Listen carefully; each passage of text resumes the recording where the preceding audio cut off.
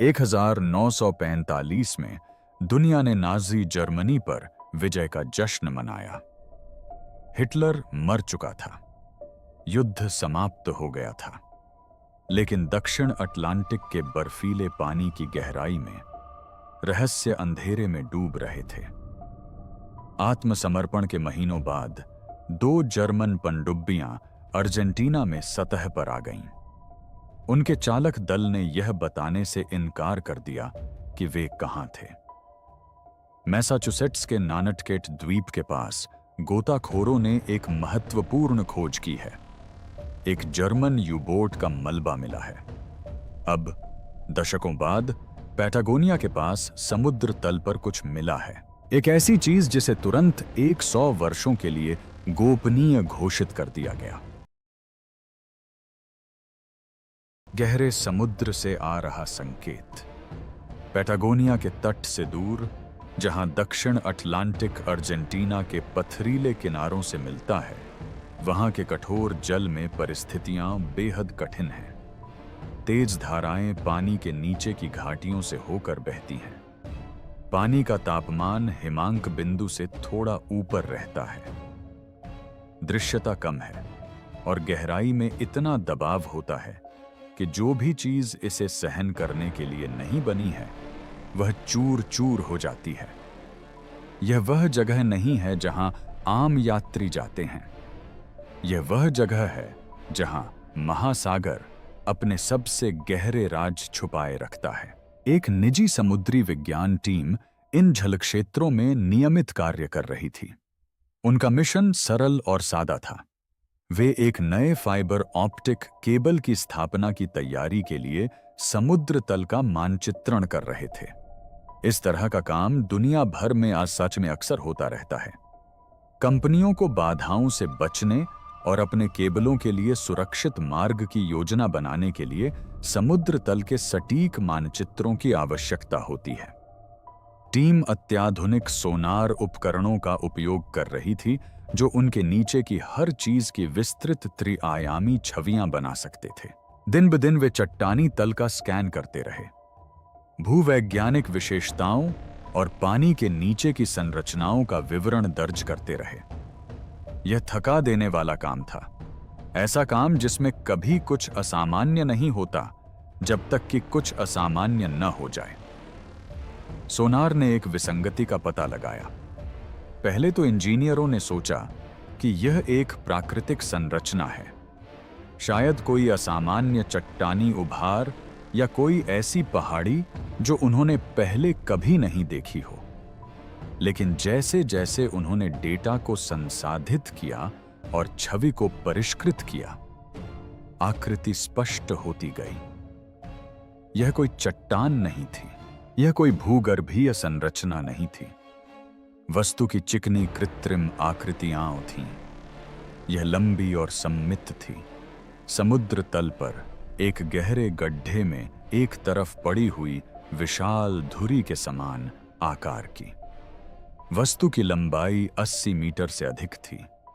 यह इतनी गहराई में स्थित थी जहां सूर्य का प्रकाश कभी नहीं पहुंचता, शाश्वत अंधकार में छिपी हुई, मानो किसी ने जानबूझकर इसे वहां रखा हो ताकि कोई इसे देख न सके। इंजीनियरों ने अपने उपकरणों की दोबारा जांच की। उन्होंने स्कैन फिर से चलाया। परिणाम वही था। जब शक्तिशाली रोशनी से लैस गहरे पानी के ड्रोन जांच के लिए नीचे उतरे, तो उनके कैमरों ने सच्चाई उजागर कर दी। वह वस्तु जंग से ढकी हुई थी और उस पर दशकों से जमी समुद्री वनस्पति की परतें थीं। उस पर बार्नेकल्स और अन्य जीव जंतुओं का कब्जा था। यह इस बात का प्रमाण था कि वह वस्तु बहुत लंबे समय से वहीं पड़ी थी, लेकिन जैविक परत के नीचे उसका आकार स्पष्ट था। वह एक पनडुब्बी थी।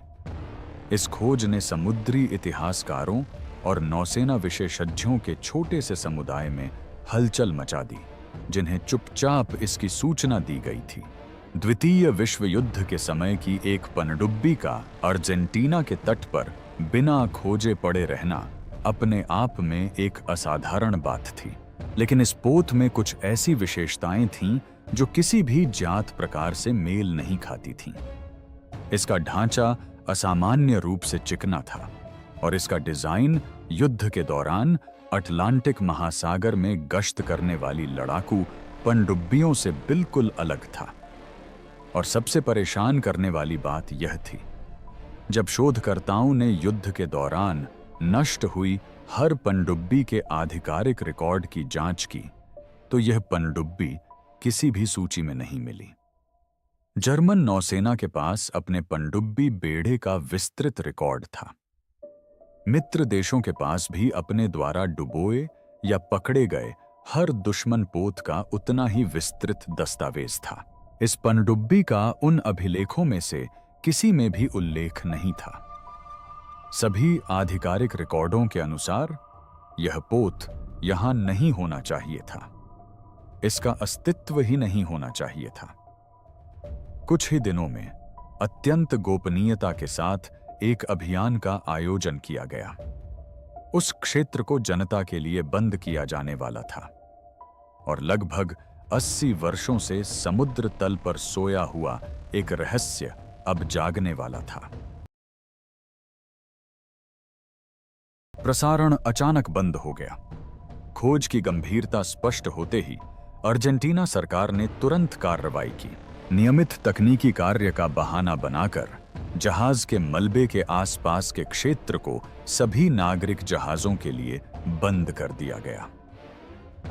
अर्जेंटीना नौसेना के 3 युद्धपोतों ने घेरा बना लिया। उनके चालक दल को निर्देश दिया गया कि पास आने वाले किसी भी जहाज को वापस भेज दें। कोई स्पष्टीकरण नहीं दिया गया। कोई प्रेस विज्ञप्ति जारी नहीं की गई। बाहरी दुनिया को यही लग रहा था कि उन ठंडे दक्षिणी जल क्षेत्रों में कुछ भी असामान्य नहीं हो रहा है। सतह के नीचे एक अलग ही कहानी घट रही थी। गहरे समुद्र में खोज की नवीनतम तकनीक से लैस एक विशेष रूप से सुसज्जित अभियान पोत घटनास्थल पर पहुंचा। उच्च परिभाषा कैमरों और सटीक रोबोटिक भुजाओं से लैस रिमोट ऑपरेटेड वाहन आरओवी को जहाज के मलबे तक भेजा गया। ये मशीनें अत्यधिक गहराई में काम कर सकती थीं और इनके संचालन को विशेषज्ञ पायलट वास्तविक समय में वीडियो फीड देखकर नियंत्रित करते थे। आरओवी अंधेरे में नीचे उतरा। उसकी शक्तिशाली रोशनी खोजी रोशनी की तरह काले पानी को चीरती हुई आगे बढ़ी। जैसे ही वह मलबे के पास पहुंचा, मॉनिटरों पर विवरण उभरने लगे। दशकों तक पानी में डूबे रहने के बावजूद जहाज का ढांचा आश्चर्यजनक रूप से अच्छी स्थिति में था। इतनी गहराई पर ठंडे पानी और ऑक्सीजन की कमी के कारण क्षय प्रक्रिया धीमी हो गई थी। सतह का अधिकांश भाग समुद्री वनस्पतियों से ढका हुआ था, लेकिन मूल संरचना बरकरार थी। कैमरे पोत की पूरी लंबाई पर घूमे और स्थिति कक्ष में मौजूद विशेषज्ञ शांत हो गए। यह पनडुब्बी एक मानक युद्धपोत नहीं थी। इसकी बनावट बहुत चिकनी और परिष्कृत थी। मानक जर्मन हबोट युद्ध के लिए डिजाइन की गई कार्यात्मक मशीनें थीं, जो डेक गन और टॉर्पीडो ट्यूबों से लैस होती थीं। इस यान में इनमें से कोई भी विशेषता नहीं थी। इसका ढांचा इस तरह से सुव्यवस्थित था कि उससे किसी अन्य उद्देश्य का संकेत मिलता था। आरओवी ने पोत के पिछले हिस्से के पास एक बड़ा कार्गो हैच जैसा कुछ देखा। रोबोटिक भुजाएं फैलीं और दशकों से जमी हुई गाद और वनस्पति को हटाकर नीचे की धातु को उजागर किया। पायलट ने सावधानीपूर्वक पैंतरेबाजी की और पोत के भीतर प्रवेश करने की तैयारी की। भुजाओं ने दबाव डाला। पहले तो प्रतिरोध हुआ, फिर थोड़ी हलचल हुई और फिर दबाव बढ़ा। दशकों से कायम सील टूटने लगी और फिर कमरे की सभी स्क्रीनें काली हो गईं। पहले तो कोई हिला तक नहीं। इतनी गहराई में तकनीकी खराबी आम बात थी। दबाव, ठंड, सतह से दूरी सब मिलकर विश्वसनीय संचार में बाधा डाल रहे थे। किसी ने सुझाव दिया कि फीड अस्थायी रूप से बंद हो गया है। इंजीनियरों ने कनेक्शन की जांच और डायग्नोस्टिक्स शुरू किए, लेकिन स्क्रीनें काली ही रहीं। मिनट बीतते गए, फिर घंटे। आरओवी आदेशों का जवाब नहीं दे रहा था। वीडियो फीड वापस नहीं आया। जब जांच के लिए एक बैकअप ड्रोन भेजा गया तो उसने मूल आरओवी को हैच के पास गतिहीन पाया। उसके सभी सिस्टम पूरी तरह से बंद थे। इसके बाद क्या हुआ, यह आज तक स्पष्ट नहीं है। आधिकारिक रिकॉर्ड में केवल इतना ही कहा गया है कि उपकरण की खराबी के कारण ऑपरेशन रोक दिया गया था, लेकिन प्रत्यक्षदर्शियों ने अभियान पोत पर अफरा तफरी का माहौल देखा, जिसके बाद ब्यूनोस आयर्स के साथ गुप्त संचार हुआ, जो पूरी रात चलता रहा। 3 दिन बाद अर्जेंटीना सरकार ने एक बयान जारी किया। यह संक्षिप्त था, खोज की भयावहता को देखते हुए लगभग अपमानजनक था। अज्ञात जलमग्न वस्तु से बरामद हर चीज, साथ ही उसके सटीक स्थान और उत्पत्ति से संबंधित सभी जानकारी 100 वर्षों की अवधि के लिए राज्य रहस्य के रूप में वर्गीकृत की गई थी। फाइलें वर्ष 2125 तक नहीं खोली जाएंगी। 100 वर्ष, पूरी एक सदी का सन्नाटा। वास्तव में क्या हुआ था, यह समझने के लिए हमें समय में पीछे जाना होगा। तीसरे रेह के अंतिम दिनों में, जब 2 जर्मन पनडुब्बियों ने अर्जेंटीना की असंभव यात्रा की और यह बताने से इनकार कर दिया कि वे क्या कर रही थीं। वे पनडुब्बियां जिन्होंने हार मानने से इनकार कर दिया। तारीख थी 10 जुलाई 1945। यूरोप में युद्ध समाप्त हुए 2 महीने हो चुके थे। जर्मनी ने 8 मई को बिना शर्त आत्मसमर्पण कर दिया था, जिसे दुनिया भर में यूरोप में विजय दिवस के रूप में मनाया जाता है। नाजी नेतृत्व या तो मर चुका था या नूरनबर्ग में मुकदमे की प्रतीक्षा में मित्र देशों की हिरासत में था। तोपों की आवाज शांत हो चुकी थी, लड़ाई समाप्त हो चुकी थी, और फिर भी उस गर्मी के दिन एक जर्मन पनडुब्बी अर्जेंटीना के मार डेल प्लाटा बंदरगाह पर सतह पर आ गई, मानो युद्ध कभी समाप्त ही न हुआ हो। यह पोतयू 530 था, जो लंबी दूरी की गश्त के लिए डिजाइन की गई 9C40 प्रकार की समुद्री पनडुब्बी थी। इसका कमांडर ऑटो वर्मोथ नाम का एक युवा अधिकारी था, जिसकी उम्र मात्र 24 वर्ष थी।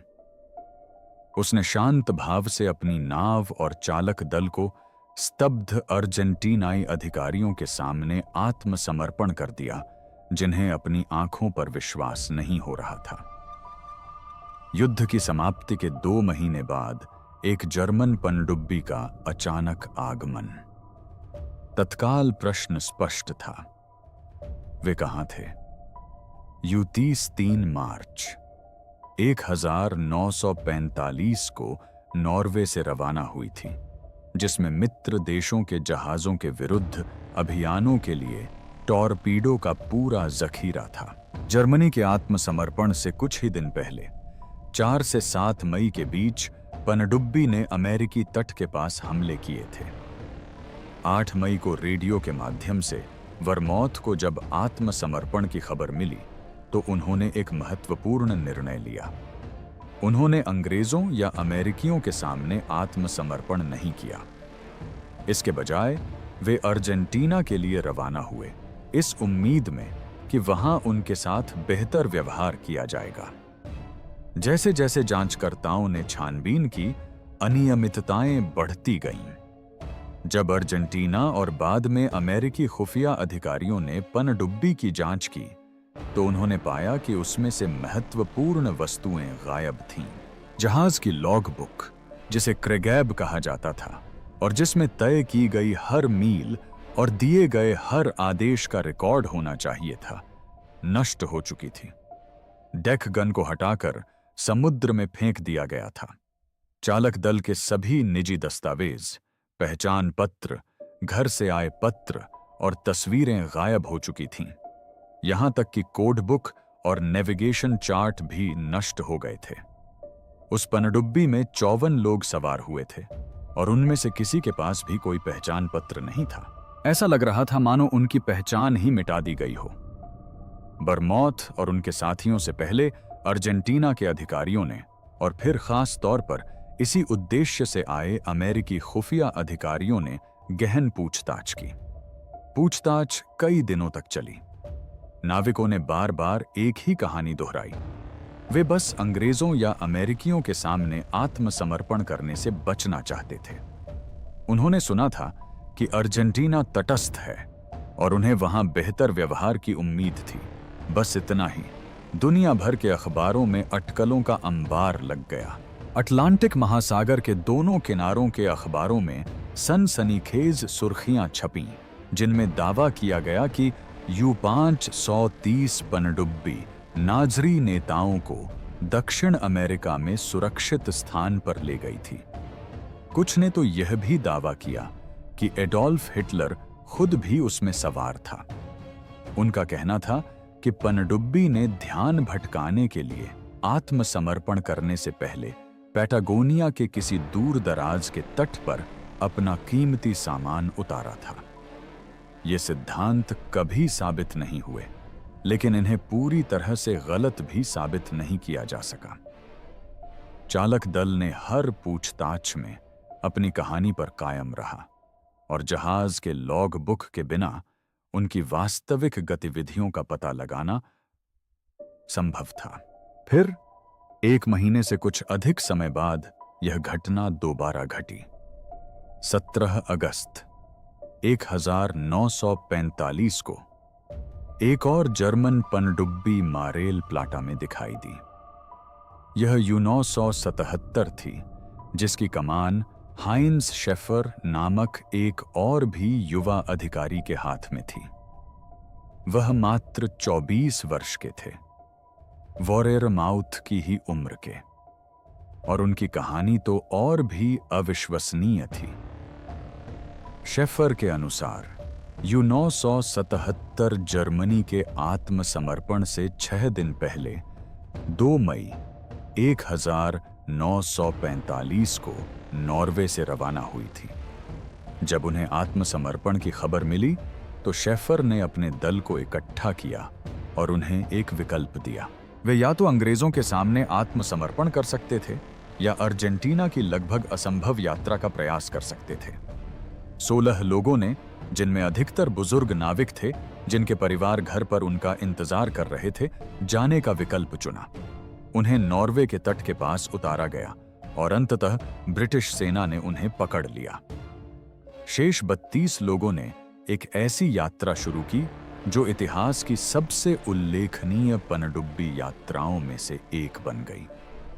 शेफर ने दावा किया कि उनकी पनडुब्बी एक स्नोर्कल नामक उपकरण का उपयोग करके डीजल इंजनों को पूरी तरह से सतह पर आए बिना लगातार 66 दिनों तक पानी के भीतर यात्रा करती रही। स्नोर्कल एक ट्यूब थी जो पानी की सतह से ऊपर तक फैली हुई थी, जिससे पनडुब्बी सतह के ठीक नीचे रहते हुए हवा अंदर ले सकती थी और धुआं बाहर निकाल सकती थी।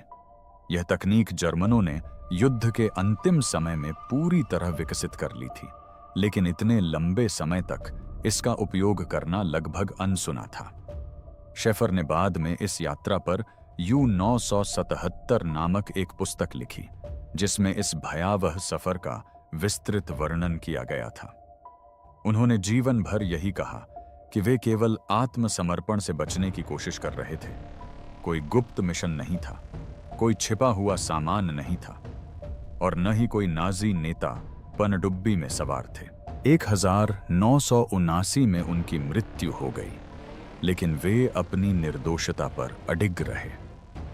हालांकि वॉर्ममाउथ की तरह शेफर ने भी अपने जहाज का लॉग बुक नष्ट कर दिया था और वॉर्ममाउथ की तरह वे भी अपनी यात्रा के दौरान बीते समय का संतोषजनक स्पष्टीकरण नहीं दे सके।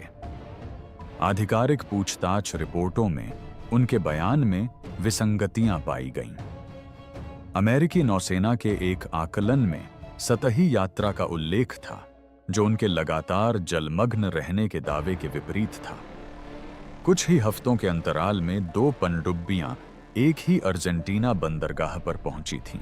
दोनों अभियानों की कमान युवा अधिकारियों के हाथ में थी। दोनों के रिकॉर्ड नष्ट हो चुके थे और दस्तावेज गायब थे। संयोग असंभव लग रहा था। षड्यंत्र सिद्धांतकारों ने एक पैटर्न देखा और एक किंवदंती का जन्म हुआ। फर्ज्यूरर के काफिले की किंवदंती, पनडुब्बियों का एक गुप्त बेड़ा जिसने तीसरे रैह के नेतृत्व और खजाने को सुरक्षित स्थान पर पहुंचाया, जबकि दुनिया विजय का जश्न मना रही थी। फ्यूरर का काफिला। U-530 और U-977 की कहानियां तो बस शुरुआत थीं। जैसे जैसे विवरण सामने आए और जांचकर्ताओं ने गहराई से छानबीन की, एक बहुत बड़ा सिद्धांत आकार लेने लगा।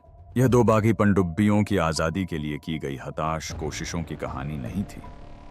यह अभूतपूर्व पैमाने पर एक सुनियोजित अभियान था।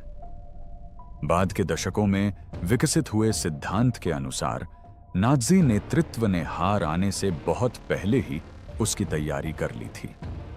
वे जानते थे कि युद्ध हार चुके हैं। शायद 1943 में ही जब स्टालिनराड में स्थिति पलट गई थी और उन्होंने अपने अस्तित्व को सुरक्षित रखने की योजनाएं बनानी शुरू कर दी थीं। इन योजनाओं का मुख्य केंद्र कथित तौर पर एक गुप्त पनडुब्बी काफिला था। केवल 2 नावें नहीं, बल्कि दर्जनों, शायद जर्मन बेड़े की 80 सबसे उन्नत पनडुब्बियां, जो निर्वासित साम्राज्य के पुनर्निर्माण के लिए आवश्यक हर चीज से लदी हुई थीं। यह सिद्धांत पूरी तरह निराधार नहीं था।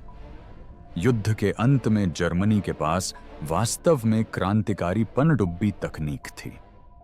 टाइप 21 पनडुब्बी, जिसे इलेक्ट्रोबूट या इलेक्ट्रिक बोट कहा जाता था, पानी के भीतर युद्ध में एक अभूतपूर्व प्रगति थी।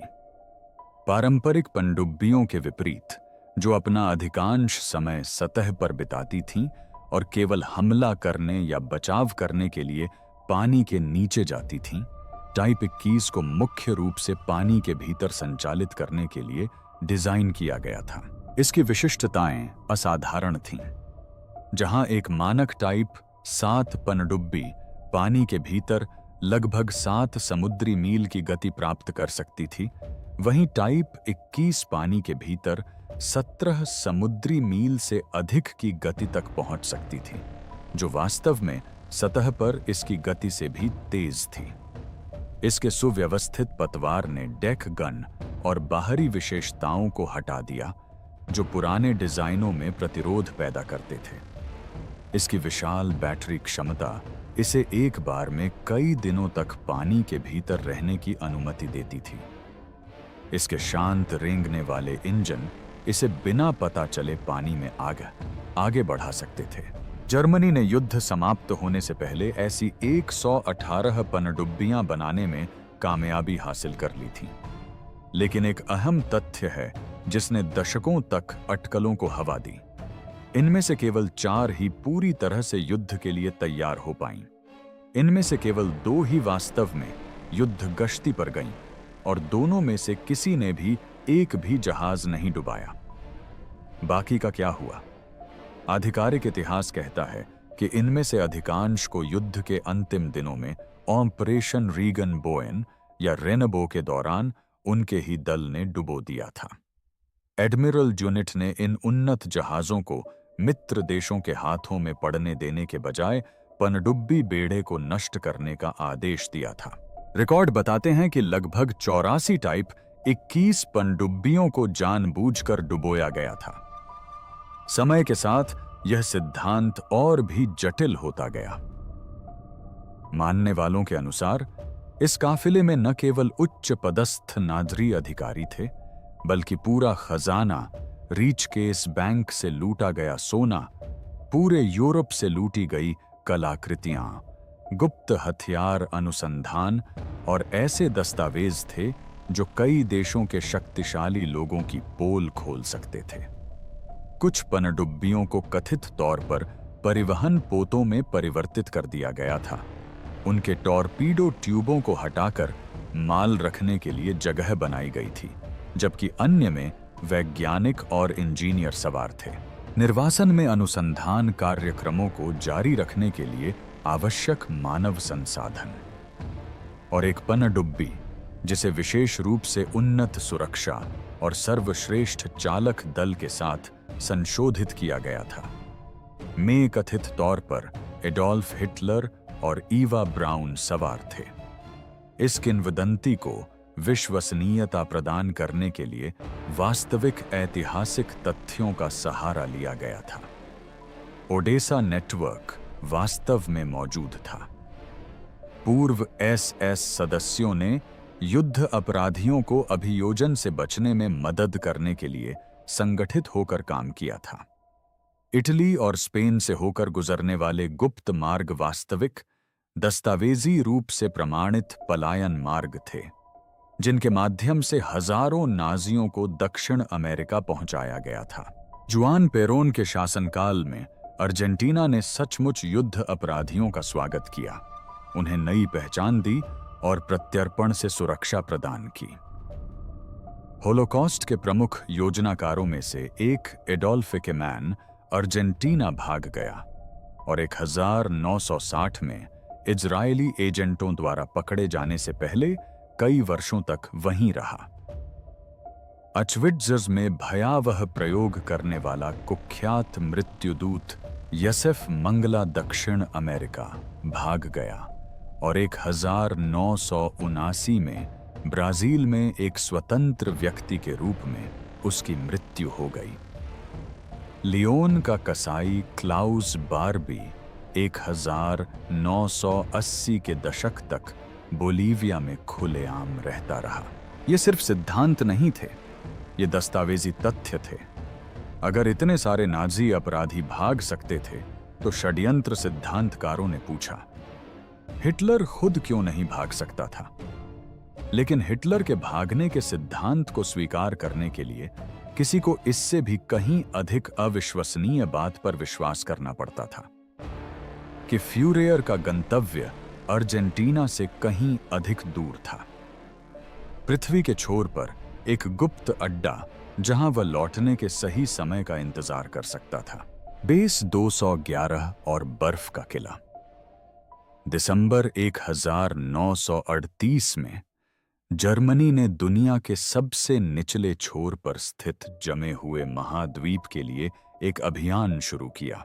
एक अभियान श्वाबानंद नामक जहाज 82 चालक दल के सदस्यों, अत्याधुनिक हवाई सर्वेक्षण उपकरणों और गुलेल से लॉन्च किए जा सकने वाले 2 समुद्री विमानों को लेकर हमोर्ग से रवाना हुआ।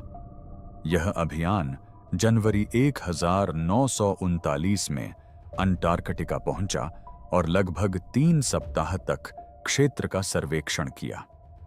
दोनों समुद्री विमानों ने 15 फोटोग्राफिक मिशन चलाए और बर्फ से ढके भूभाग की हजारों हवाई तस्वीरें लीं। उन्होंने ऐसी पर्वत श्रृंखलाओं की खोज की जिनका पहले कभी मानचित्रण नहीं किया गया था और शेरमाकर ओएसिस नामक एक बर्फ मुक्त क्षेत्र की भी खोज की। अपने क्षेत्रीय दावों को दर्शाने के लिए दल ने अपनी उड़ान के दौरान विभिन्न स्थानों पर स्वास्तिक चिन्ह वाले एल्यूमिनियम के तीर गिराए। जर्मनी ने इस क्षेत्र का नाम नोवाबिन लैंड या न्यू सुआबिया रखा और औपचारिक रूप से इसे जर्मन क्षेत्र घोषित किया।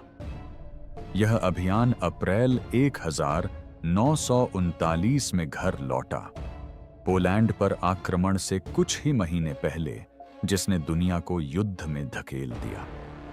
ये दस्तावेजित ऐतिहासिक तथ्य हैं। इसके बाद जो हुआ वह पूरी तरह से किंवदंती है।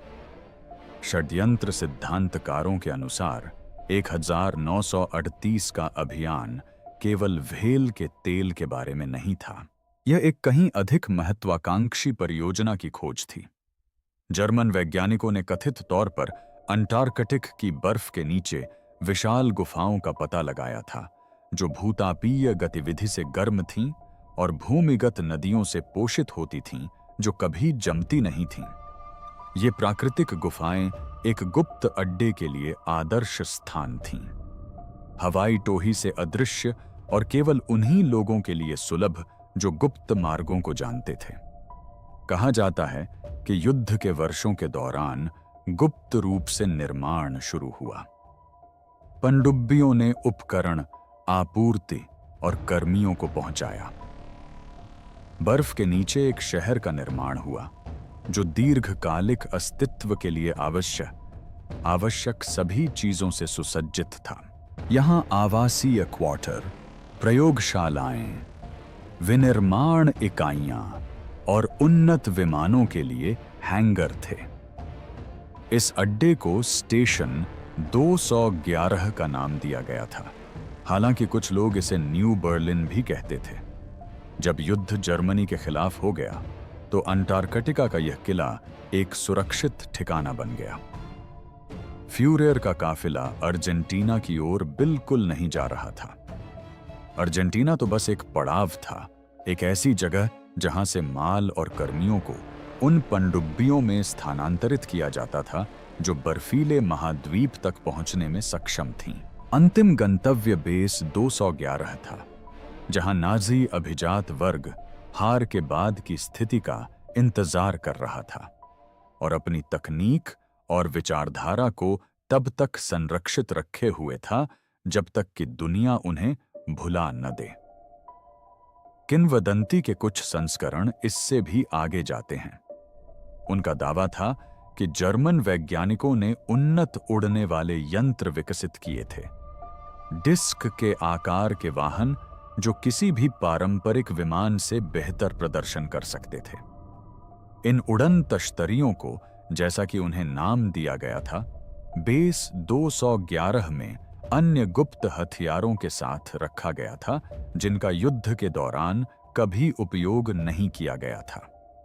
यह अभियान योजना से पहले ही समाप्त हो गया और मानने वालों का दावा था कि ऐसा इसलिए हुआ क्योंकि अमेरिकी सेनाओं का सामना किसी अप्रत्याशित चीज से हुआ था। एडमिरल बर्ड ने कथित तौर पर एक चिली के अखबार को साक्षात्कार दिया था, जिसमें उन्होंने दुश्मन के उन विमानों के बारे में चेतावनी दी थी जो अविश्वसनीय गति से ध्रुव तक उड़ान भर सकते थे। इस कथन को अनगिनत षड्यंत्रकारी प्रकाशनों में इस प्रमाण के रूप में दोहराया गया है कि बर्ड का बेस 211 पर नाजी उड़न तश्तरियों से सामना हुआ था। सच्चाई इससे कहीं अधिक सामान्य है। अंटार्कटिक की सर्दी आने और मौसम की बिगड़ती स्थिति के कारण अभियान समय से पहले ही समाप्त हो गया था। कई विमान दुर्घटनाओं में नष्ट हुए थे, न कि युद्ध में।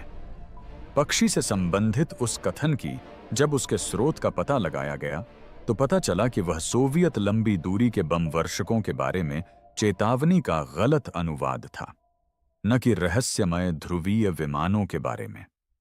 लेकिन सबसे अविश्वसनीय दावों के लिए सबूतों की कमी का मतलब यह नहीं है कि सभी रहस्य उजागर हो गए।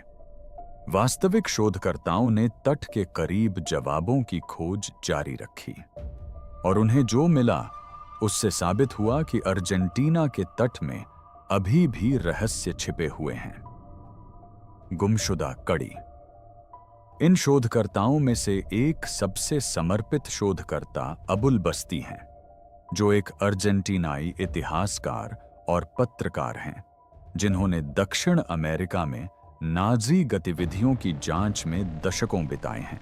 उनकी संस्था एस्लाबोन पेरिडो या लापता कड़ी ने अर्जेंटीना के तट पर व्यवस्थित खोजबीन की है ताकि उन सबूतों की तलाश की जा सके जिन्हें आधिकारिक इतिहास में नजरअंदाज कर दिया गया है। बस्ती का सिद्धांत यह है कि U-530 और U-977 अपनी मर्जी से काम करने वाली विद्रोही पनडुब्बियां नहीं थीं। वे एक बड़े अभियान का हिस्सा थीं और उनका आत्मसमर्पण जानबूझकर रचा गया था ताकि उन अन्य जहाजों से ध्यान हटाया जा सके जो गुप्त रूप से आए थे और जिनका कभी दस्तावेजीकरण नहीं हुआ। इस सिद्धांत में कुछ हद तक तर्क निहित है, यदि अन्य पनडुब्बियों ने पैटागोनिया के सुदूर तटीय इलाकों में यात्रियों या माल को उतारा होता, तो अर्जेंटीना सरकार के पास इसे छिपाने के ठोस कारण होते। जुआन पेरोन की सरकार सक्रिय रूप से जर्मन विशेषज्ञों, वैज्ञानिकों और सैन्य अधिकारियों की भर्ती कर रही थी, जिनकी विशेषज्ञता अर्जेंटीना के लिए फायदेमंद साबित हो सकती थी। यूबोट के गुप्त रूप से अर्जेंटीना की धरती पर उतरने की बात स्वीकार करने से मित्र देशों के साथ कूटनीतिक समस्याएं पैदा हो जाती और यह सवाल भी उठता कि वास्तव में क्या पहुंचाया गया था। बस्ती और उनकी टीम ने तटीय समुदायों के बुजुर्ग निवासियों से गवाही इकट्ठा की है, जिन्हें 1940 के दशक के मध्य की असामान्य घटनाओं की याद है। एक किसान ने बताया कि उसके पिता ने रात में एक सुनसान समुद्र तट पर गहरे रंग की वर्दी पहने कुछ लोगों को देखा था, जिनके पीछे बिना हेडलाइट वाली ट्रकें चल रही थीं। एक अन्य ने अजीब पनडुब्बी दृश्यों को याद किया, जिनकी खबर कभी अखबारों में नहीं छपी।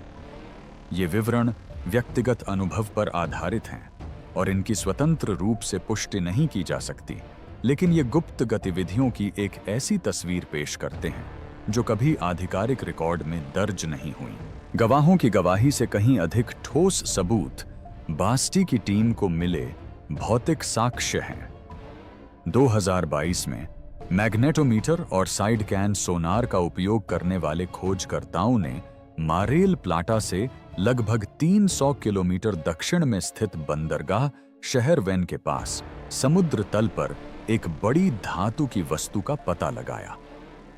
यह वस्तु स्पष्ट रूप से किसी प्रकार का पोत थी, जो मछली पकड़ने वाली नाव से बहुत बड़ी थी और जिसकी संरचनात्मक विशेषताएं सैन्य मूल का संकेत देती थीं।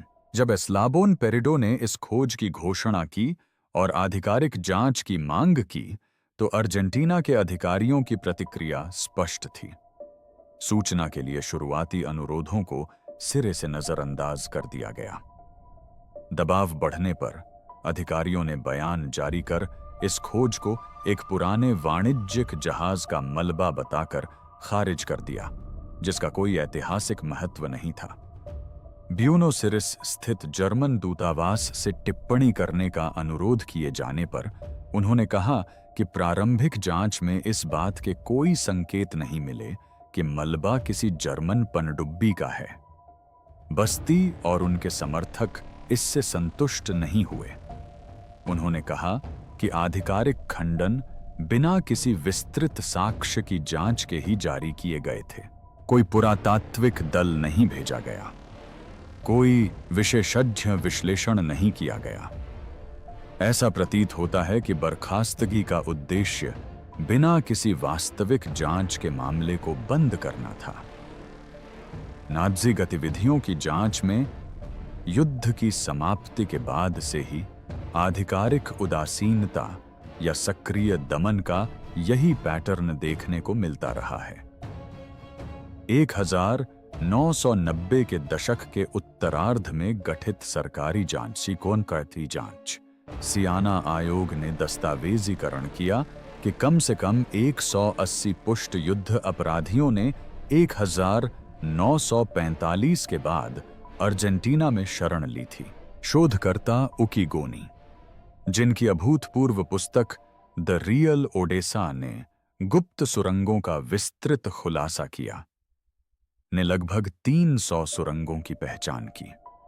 और अब दशकों बाद पैटागोनिया तट के पास एक रहस्यमय पनडुब्बी की खोज से संकेत मिलता है कि समुद्र तल में ऐसे उत्तर छिपे हैं जो आधिकारिक अभिलेखागार कभी नहीं दे पाएंगे। उन सीलबंद डिब्बों में जो कुछ मिला, उसे जानने के लिए 100 वर्षों तक गोपनीयता बनाए रखनी पड़ी और लीक हुई जानकारी ने किसी भी षड्यंत्र सिद्धांत से कहीं अधिक भयावह तस्वीर पेश की। निजी जहाज। गुप्त अभियान से जुड़े सूत्रों से मिली अनौपचारिक जानकारी के अनुसार पैटागोनिया के पास मिली पनडुब्बी ऐतिहासिक रिकॉर्ड में मौजूद किसी भी पनडुब्बी से बिल्कुल अलग थी। यह किसी भी जात प्रकार की युद्धपोत नहीं थी। इसमें कोई टॉर्पीडो नहीं थे, कोई डेक गन नहीं लगी थी और युद्ध के लिए तैयार किए जाने के कोई संकेत नहीं थे। इसके बजाय ऐसा प्रतीत होता है कि यह पनडुब्बी एक ही मिशन के लिए विशेष रूप से बनाई गई थी, अधिकतम आराम और गोपनीयता के साथ लंबी दूरी की यात्रा। इसका ढांचा मानक यू बोट की तुलना में लंबा था। इसकी रेखाएं अधिक चिकनी थीं और आंतरिक डिब्बे अधिक विशाल थे। इंजीनियरिंग संबंधी प्राथमिकताएं युद्धपोत से स्पष्ट रूप से भिन्न थीं। यह कोई हथियार नहीं था, यह परिवहन का साधन था। जब दूरस्थ रूप से संचालित वाहनों ने अंततः सीलबंद माल डिब्बों को भेद दिया तो उन्हें सोने की ईंटें या गुप्त हथियार नहीं मिले। उन्हें कुछ ऐसा मिला जो कहीं अधिक व्यक्तिगत और कहीं अधिक परेशान करने वाला था। पहले डिब्बे को एक संरक्षण कक्ष के रूप में तैयार किया गया था, जिसमें नमी को नियंत्रित करने और सामग्री को खराब होने से बचाने के लिए प्रणालियां लगी थीं। अंदर चित्र थे, जिनमें से दर्जनों सुरक्षात्मक फ्रेमों में बंद थे। वीडियो फीड बंद होने से पहले छवियों पर एक नजर डालने वाले कला विशेषज्ञों ने एडोल्फ हिटलर के निजी संग्रह की कृतियों को पहचान लिया। ये यूं ही लूटी गई कलाकृतियां नहीं थीं। ये वे चित्र थे जिन्हें हिटलर ने स्वयं विशेष रूप से चुना था। ऐसी कृतियां जो उनकी व्यक्तिगत सौंदर्य दृष्टि को दर्शाती थीं। इनमें से कई को बर्लिन के पतन की अराजकता में खोया या नष्ट माना गया था। दूसरे भाग में वास्तुशिल्पीय मॉडल थे, उन इमारतों के विस्तृत पैमाने के मॉडल जिनका निर्माण कभी नहीं हुआ था। विशेषज्ञों ने इन्हें जर्मनिया के घटकों के रूप में पहचाना, जो हिटलर और उसके वास्तुकार ऑल्बर्ट स्पीयर द्वारा नियोजित बर्लिन का भव्य पुनर्निर्माण था। केंद्र बिंदु वोल्क्सवाला या पीपल्स हॉल का एक मॉडल था, एक गुंबददार संरचना जिसे इतना विशाल बनाया गया था कि इसके अंदर एक मौसम प्रणाली भी थी। इसके अलावा एक विजय मेहराब का मॉडल भी था, जो पेरिस के मेहराब को बौना करने के लिए बनाया गया था। अंदर निजी सामान, नाजी नेतृत्व के सर्वोच्च पदों से जुड़ी विशिष्ट कट और शैली की वर्दी, हाशिए पर हस्तलिखित टिप्पणियों वाली किताबें और डिब्बे के केंद्र में एक विशेष चबूतरे पर स्टेनलेस स्टील के 2 सीलबंद कंटेनर रखे हुए थे। पहले कंटेनर में चिकित्सा अभिलेख, वर्षों के उपचार और दवाओं के संपूर्ण दस्तावेज, एक्स-रे, परीक्षण परिणाम, नुस्खे की सूचियां और परामर्श संबंधी नोट्स थे। विशेषज्ञों ने इनकी पहचान हिटलर के निजी चिकित्सक थियोडोर मोरेल की फाइलों के रूप में की, जो हिटलर को उत्तेजक पदार्थों और संदिग्ध उपचारों से लदे रखने के लिए कुख्यात थे। युद्ध की समाप्ति के बाद से ही मोरेल के रिकॉर्ड गहन रुचि का विषय रहे थे। उन्हें अमेरिकी खुफिया एजेंसियों ने बंदी बनाकर पूछताछ की थी, जिसमें उन्होंने हिटलर के बिगड़ते स्वास्थ्य के बारे में विस्तृत जानकारी दी थी। लेकिन उनके अधिकांश दस्तावेज खो जाने का संदेह था। यदि ये रिकॉर्ड प्रामाणिक थे, तो वे एक व्यापक चिकित्सा इतिहास प्रस्तुत करते थे, जो हिटलर के अंतिम वर्षों में उनके शारीरिक और मानसिक पतन के रहस्यों को उजागर कर सकता था। मखमल से ढके दूसरे डिब्बे में गहने और एक किताब थी। गहनों की पहचान एवा ब्राउन के माने जाने वाले गहनों के रूप में हुई। किताब उनकी निजी डायरी थी। अर्जेंटीना सरकार, जिसका इतिहास युद्ध अपराधियों को शरण देने की मिली भगत से पहले से ही कलंकित है, ने खतरे को भांप लिया। उन्होंने इस खोज को सील करके रख दिया, इस उम्मीद में कि 100 साल बीतने पर इन वस्तुओं की बुराई फैलाने की शक्ति खत्म हो जाएगी। सागर अपने रहस्यों को अच्छी तरह छिपाकर रखता है, लेकिन हमेशा के लिए नहीं। आपको क्या लगता है कि उन सीलबंद अभिलेखागारों में क्या छिपा है? समुद्र की लहरों के नीचे और कौन-कौन सी खोजें छिपी हो सकती हैं?